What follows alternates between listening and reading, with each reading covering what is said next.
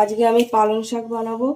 তো দেখো পালং শাকগুলো সব কেটে ধুয়ে পরিষ্কার করে নিয়েছি। আর পালং শাকটা কী দিয়ে বানাবো দেখাই। পালং শাকটা বানাবো এই যে এই চিংড়ি দিয়ে বানাবো, বড় বড় চিংড়ি।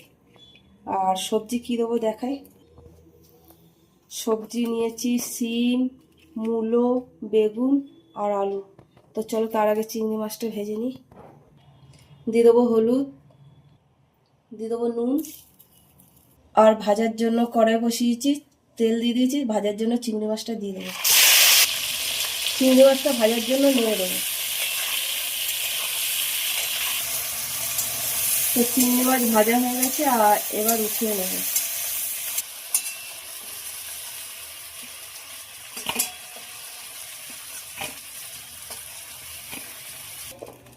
ওই তেলের মধ্যে বেগুনগুলো ভেজে নেব।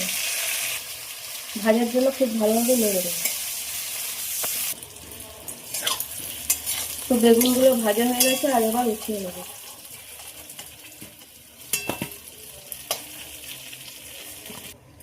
ওই তেলের মধ্যে ফোড়নে দেবো তেজপাতা, 5 ফোড়ন, পেঁয়াজ দিয়ে দেবো।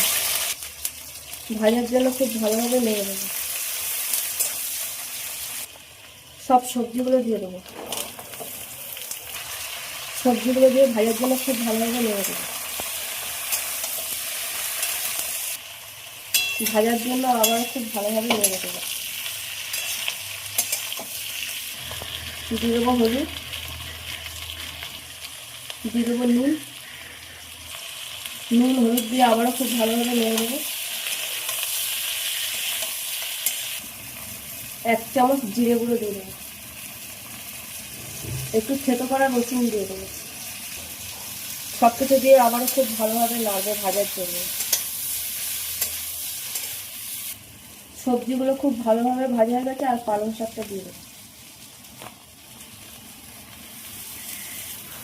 পালং শাকটা দিয়ে খুব ভালোভাবে নেড়ে দেবো।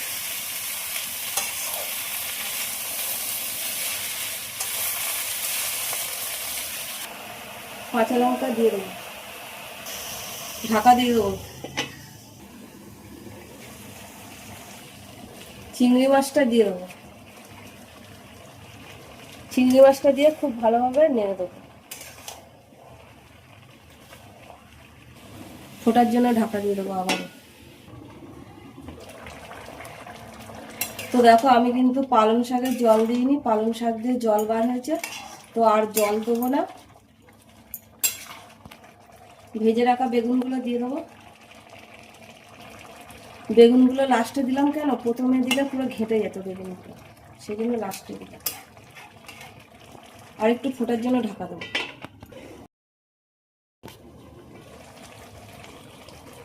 তো দেখো পালং শাকের তরকারি হয়ে গেছে, আর আমি শুকনো করবো না, একটু ঝোল ঝোল রাখবো। তো এবার নামিয়ে নেব। তো দেখো চিংড়ি মাছ দিয়ে আর পালং শাকের তরকারি কিন্তু একদম হয়ে গেছে।